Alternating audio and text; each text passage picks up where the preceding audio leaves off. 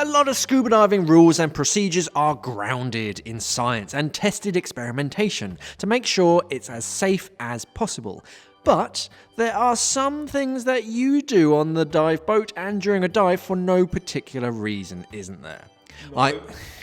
Don't lie. I myself have a necklace that attracts sharks. I've worn it on every single dive, and every time I've ever seen a shark, I've been wearing that necklace.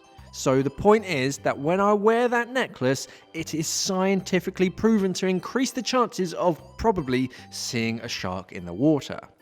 So strap on your special pair of red underpants and wear them inside out if that's your thing. How did you know? Here are 5 silly scuba diving superstitions. Number 1. Bananas on boats. It's bad luck to have a banana on a dive boat, apparently.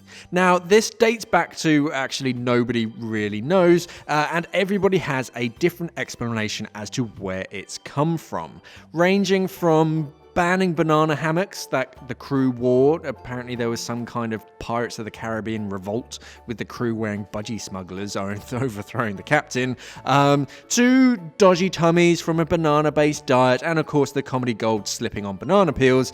But more than likely, it's due to the nasty critters that live inside the bunches of bananas and the crates that they were carried in.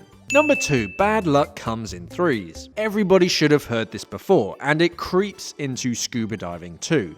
Many divers setting up their kit, if 2 things go wrong, then they just call the dive off because they know that the 3rd thing to go wrong will be on the dive, because logic. This does tend to mean that the 3rd thing to go wrong is that your superstitious dive guide has just cancelled the dive and nobody gets to dive.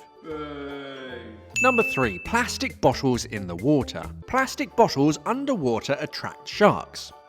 Not plastic pollution, but an old empty plastic bottle crunched in the water apparently attracts sharks because it sounds like a school of fish in distress. Much like the tribal shark callers that use coconut shells to attract sharks, you'll see some divers crunching on a plastic bottle out towards the blue, hoping to attract a hungry shark. Now, I don't know if this one's been proven, but I've also heard that rubbing your fingertips together attracts sharks as well in the water. But that may be something that, you just tell gullible students to make them just look silly. Number 4, an OCD setup. Each scuba diver will have their own kit assembly procedure. While you're all doing the same thing, others will do it in a slightly different way, and they will stick to that like glue.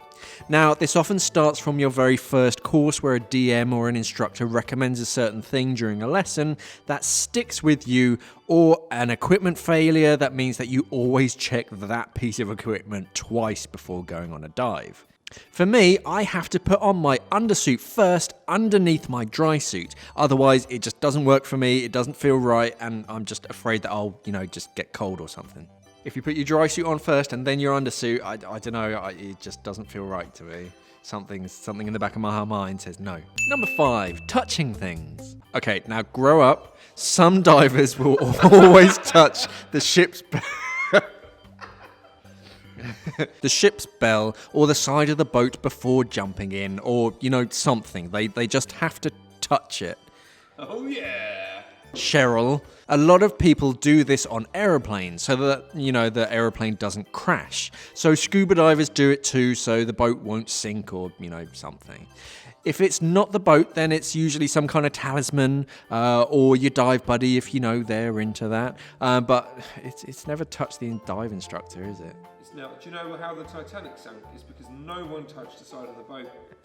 If one of those people just touched the side... That's all it takes. It just takes one person to touch the Titanic.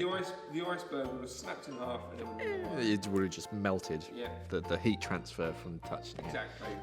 So there were some silly superstitions that we could think of, but let us know what you do that's superstitious or ritualistic before or even during a dive. Let us know in the comments how neurotic you are, and your OCDs too. Thanks for watching, and of course, safe diving, but only if you do that thing. Or you didn't touch the boat. Oh, good luck. We are an online dive store serving the UK and the world for all your diving equipment needs. So why not visit us at simplyscuba.com or click the box on your screen.